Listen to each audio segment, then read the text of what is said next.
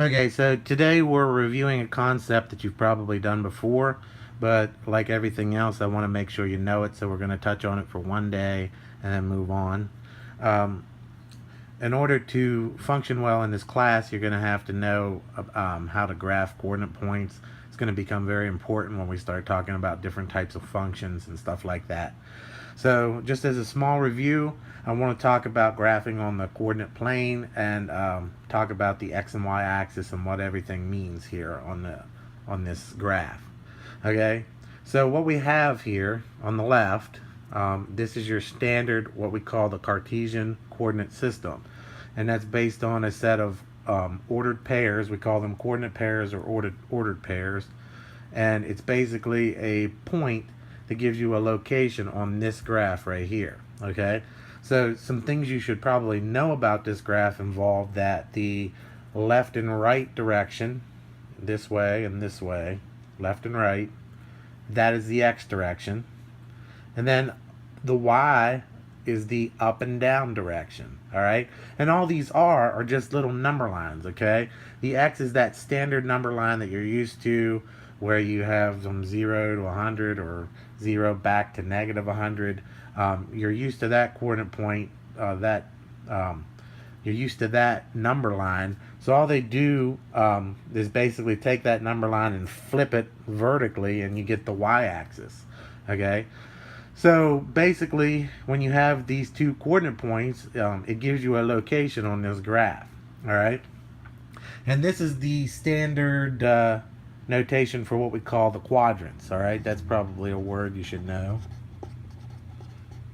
When you have an x and a y coordinate like this, when you have an x and a y graph, it breaks it up into 4 different quadrants. You have quadrant 1, 2, 3, and 4. All right, in quadrant 1, that is what happens when both of your coordinate points are positive, so plus plus. So this would be like the ordered pair 1, 2, or 2, 5, or 10, 12. Okay, as long as both numbers in this coordinate pair are positive, you're going to land in quadrant 1. Quadrant 2 is what happens when your x value is negative and your y value is positive. So you're going like negative 2 and then up 5. Quadrant 3 is when both of your coordinate pairs are negative. So you're going to the left, say negative 2, and then down, negative 2. And then quadrant 4 is what happens when you have a positive x but a negative y. Okay? And basically what you've got here, in order to find a location on this graph, we have what's called a coordinate pair, and these are just a set of numbers that are in parentheses separated by a comma. The first number is going to be the x value, or the distance left and right. Distance in the x direction, distance left and right. The second number is the y coordinate, or the distance in the y direction, which is the distance up and down.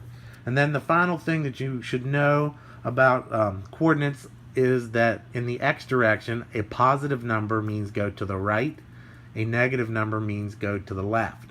All right. In the y direction, a positive number means go up, and a negative number means go down. Okay, so that's the basics of the Cartesian coordinate grid. We use an ordered pair to find a location on that grid. Okay, so let's do an example of how to plot these points, something you probably already know how to do, but we'll touch on it anyway.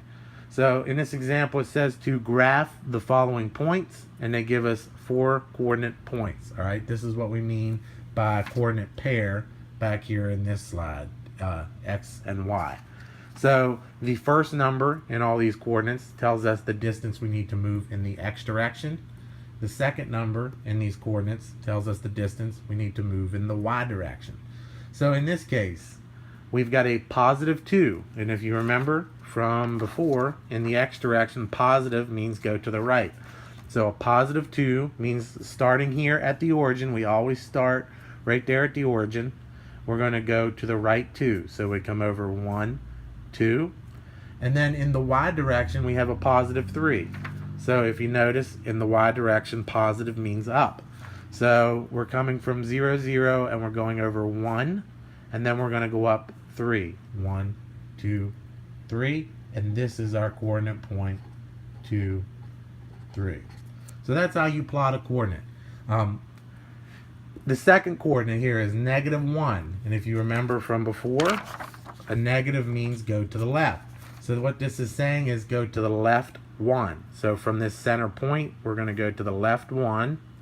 And then we've got another positive y value, so that means go up 5. So left 1 and then up 1, 2, 3, 4, 5. And this coordinate point will be -1, 5. All right. Now, when they start giving you decimals and you have a grid sort of like this, you basically have to estimate where you think that decimal is going to land. So notice this says go to the right 2.5. So I want to go from the center. I want to go 1, 2, and then 0.5 is exactly halfway between 2 and 3 here. All right. If it said 2.3, you'd come over about a third of the way. If it said 2.2, you'd come over a little bit less, and so on. So whenever you have a decimal, you need to estimate that as best as you can. But when it's 2.5, it's real easy to estimate. It's exactly halfway between the 2 and the next point after 2, which is 3. So we're coming over 2.5, which is somewhere right in here. And now we're going to go down 3 because it's a minus on the 3. Minus in the up and the y direction means to go down. So we're going down 1, 2, 3, and this is our coordinate point here. So be very careful when you're plotting with a decimal like that you get as close as you can to wherever the decimal is on that line. All right. So this is the point 2.5, -3. And then finally, we have two negatives here, so we can expect basically from our little drawing here when we have negatives that we're going to land over here in this bottom quadrant 3. So let's see if that's what happens. We're going to the left 4, so we're going over 1, 2, 3, 4, and then we're going to go down 2 because down is negative. So down 1, 2, and this will be your coordinate point -4, -2. Okay? If you have any questions on that, bring it to class.